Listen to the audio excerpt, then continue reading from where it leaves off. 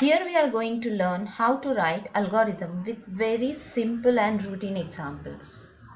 Let's get started with the first example, which is about making a call to friend. For doing this, what all steps you will have to perform? Those steps we have written in one sequence. Okay. First step is pick up the phone and unlock it if it is locked. Then listen to the dial tone if phone is working. Next step will be press each digit of the recipient's number on phone. Okay. After that, press the green colored button. Next step is, if busy, hang up phone and wait for 10 minutes and jump back to step number 3. In step number 3, what we are doing? We are just dialing the number again and calling, clicking the green colored button. After that, if the call is picked up, talk to your friend, and last step will be hang up the phone. Once you are finished with talking, hang up the phone. These are the steps which we have to take to make a call to a friend. So in algorithm we mention all minute information, all possible situations, and what we may have to do if something works and something doesn't work. We have to cover all the possible scenarios in it.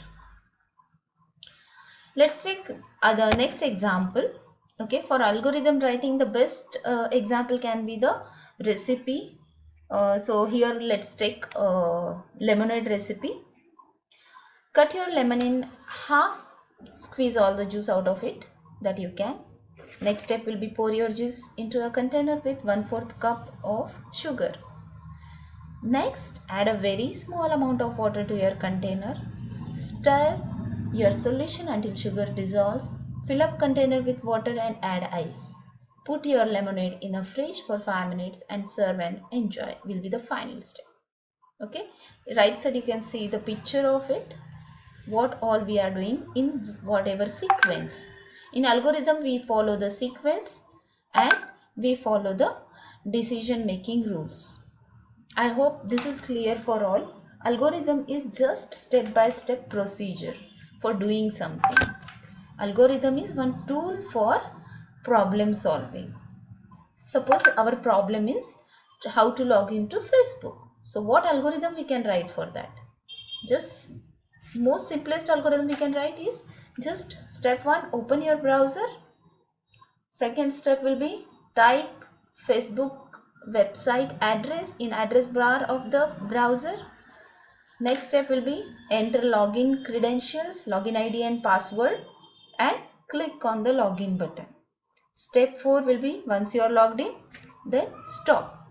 Algorithm always have start and stop. Okay. This is the most basic algorithm for login to Facebook page. Same way you can practice these day-to-day life activities by writing different various algorithms. Whatever you do in your daily routine, most of the things for all of those things you can write the algorithm. And continuously in full day you are taking some decisions, and that is what we are writing in algorithm. Driving license eligibility algorithm, let us see now. What steps will be there for checking the eligibility of the person who is applying for driving license. So if the age criteria is 18 or 18 and above, we will be writing the algorithm this way. First step will be start. Second, take input as number age. The next step, we are checking whether age is greater than or equal to 18. Right, if it is 18, we should be that person must be eligible. So go to step 4 where we are saying that that person is eligible, print eligible. Okay, in third step what we have mentioned, if he is not fulfilling that criteria, if he age is not greater than or equal to 18, then go to step 5 where we are printing not eligible and just stop. Here we have make a check whether that person's age fits in the eligibility criteria for driving license or not, and we have written one simple, most simple example algorithm for that. Next we'll see little mathematical problem solving using algorithm. Here we are trying to add two numbers. Here we are adding two numbers and saving that output, whatever result, in the third variable. So let us consider those two numbers are variables are number 1, number 2, and the addition result we are saving in variable sum. So first step will be start.